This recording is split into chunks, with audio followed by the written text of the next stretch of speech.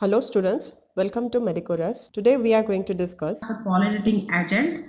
From that pollen pistil interaction we have the portion. So check this question number 37. DNA is an. So DNA is an acidic substance. The first answer is actually correct, not the basic. Basic is the histone protein. Amorphous and the crystallines are actually the condition for the amino acid or the protein, right? So that we are not going to discuss. Here it is the acidic substance. Question number 38, please. See, which among the following pairs of the plant prevent autogamy but not geitonogamy? I hope you know this one, right? This is there in your NCERT textbook also. So what is the answer here? Castor and the maize. Okay. So question number 39. The DNA double helix structure was first proposed on the basis of what? X-ray diffraction. So this we know, correct? Question number 40, please. The nucleosome in the chromatin are seen in. See, nucleosome in the chromatin, right? Chromatin means this kind of structure, okay? And these are the nucleosomes. So these are what? These are beads on the string-like structure. So this should be the correct answer, correct? Now, come to 41 question number.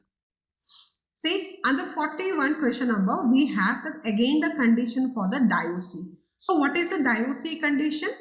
If you check the Dioecy, these are the monoecious plant, right? We know these are the monoecious plant. So if they are monoecious, that means they can't go for the autogamy. At the same time, they can't go for the geitonogamy also, because the same plant is going to have only one type of plant. Either it is female or it is male, right? So prevent both the autogamy and geitonogamy. Now, come to question number 42, please.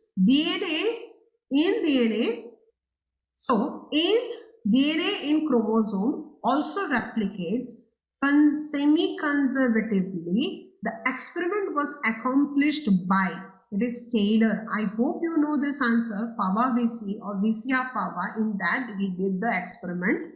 Okay, so it is what the chromosome is actually undergoes the semi-conservative mode of replication, right? Question number 43, please. The discontinuous synthesized DNA fragments are ultimately joined by dash to form the continuous sequence of DNA. So definitely it will be the molecular gum, and that is the DNA ligase, correct? Then question number 44, please. The number of adenylate residue in HNRNA, heterogeneous RNA tailing is what? How many numbers that is? So it must be 200 to 300 numbers. These are the direct questions that is there from the NCERT textbook, correct?